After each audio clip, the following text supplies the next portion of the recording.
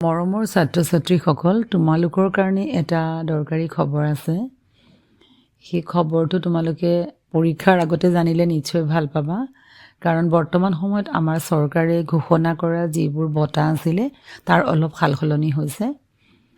যিহেতু আমাৰ যোৱাটো বছৰত যিখিনি ছাত্ৰ-ছাত্ৰীক আনন্দৰাম বৰুৱা বৃত্তি দিয়াৰ কথা আছিলে, এতিয়া সেই ছাত্ৰ-ছাত্ৰীসকলক ডিষ্টিংশ্যন মাৰ্কছ পোৱা ছাত্ৰ-ছাত্ৰীসকলকহে দিয়া হ'ব। গতিকে তোমালোকে এই কথাটো আগত জানিলে তোমালোকৰো ভাল হয়। গতিকে তোমালোকে প্ৰত্যেকেই চেষ্টা কৰিবা যাতে তোমালোকেও আনন্দৰাম বৃত্তি ল'ব পাৰা। আনহাতে যিখিনি ছাত্ৰ-ছাত্ৰীয়ে হায়াৰ ছেকেণ্ডেৰী পাছ কৰিলে স্কুটি দিয়াৰ কথা আছিলে, যোৱাটো বৰ্ষত ল'ৰাৰ কাৰণে আছিলে 75% আৰু ছোৱালীৰ কাৰণে আছিলে 60%।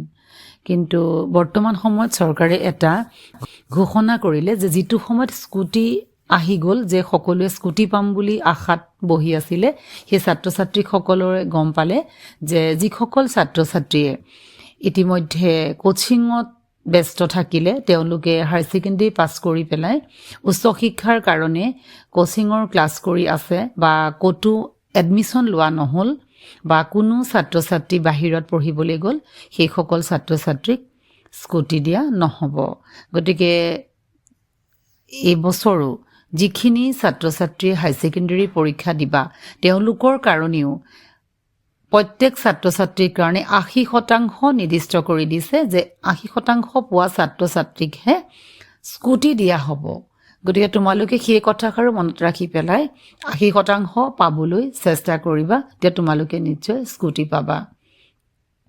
গতিকে এতিয়া তোমালোকে পৰীক্ষাৰ সময় খুব ভালকৈ পঢ়া আৰু তোমালোকৰ কাৰণে যিসকল বঁটা চৰকাৰে ঘোষণা কৰিছে সেই বঁটাসকল পাবলৈ তোমালোকে চেষ্টা কৰা।